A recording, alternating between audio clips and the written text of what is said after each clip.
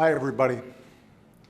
This weekend, our hearts are with the people of San Bernardino, another American community shattered by unspeakable violence. We salute the first responders, the police, the SWAT teams, the EMTs, who responded so quickly with such courage and saved lives. We pray for the injured as they fight to recover from their wounds. Most of all, we stand with 14 families whose hearts are broken. We're learning more about their loved ones, the men and women, the beautiful lives that were lost.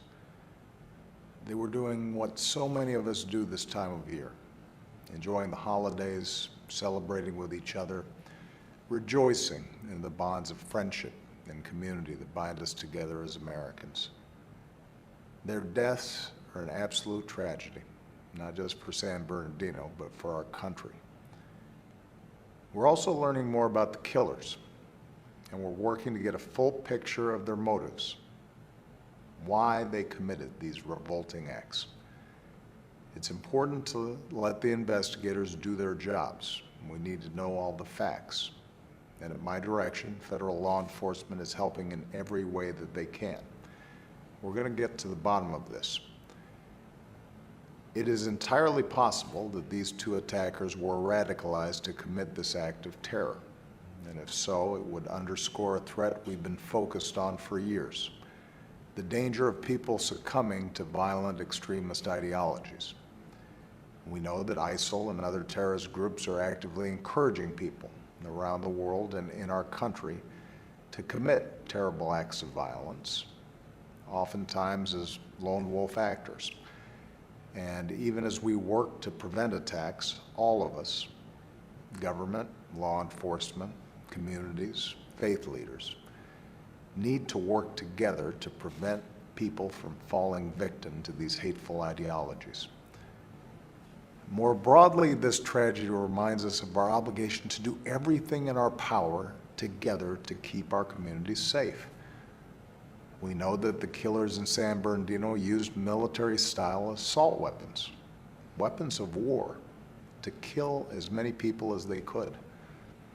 It's another tragic reminder that here in America, it's way too easy for dangerous people to get their hands on a gun. For example, right now, people on the no-fly list can walk into a store and buy a gun. That's insane. If you're too dangerous to board a plane, you're too dangerous by definition to buy a gun.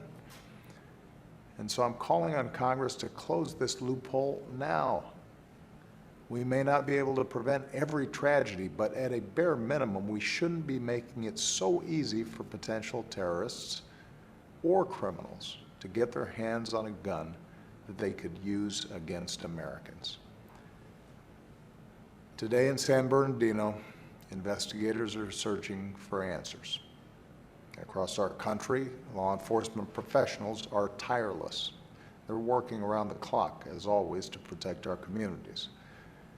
As president, my highest priority is the security and safety of the American people. This is work that should unite us all as Americans, so that we're doing everything in our power to defend our country. That's how we can honor the lives we lost in San Bernardino. That's how we can send a message to all those who would try to hurt us. We are Americans. We will uphold our values in our free and open society. We are strong and we are resilient, and we will not be terrorized.